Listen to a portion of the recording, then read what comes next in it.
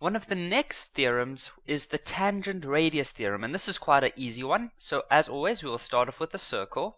We're then going to draw one tangent. Hey Kevin, that's not a tangent. Well done if you picked that up. That is a tangent. A tangent is a line that touches a circle in exactly one place. What we're now going to do is locate the center of the circle, which would be approximately over there. And then we're going to draw a line from the center of the circle to the point where the tangent and the circle meet, like this. And what Euclid found, and you can try this at home, the angle that forms will always be 90 degrees over there. So you have to have a line coming from a center, and it has to hit the tangent. Let's see how it maybe wouldn't work if the line did not come from the center. So let's say we had a point over here, for example, and then let's connect it from there. We can clearly see that the angle formed would not be 90 degrees.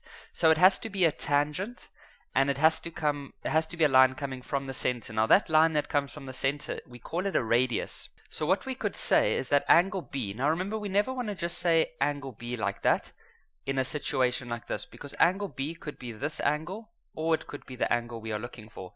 So we have to use other letters. So we say O, B, C, because what that means is you start at O, you go to B, and then to C. We'll look at the angle you've just made. It's that one over there, which is what we want. That will be equal to 90 degrees, and the reason that you have to use is the tangent radius theorem.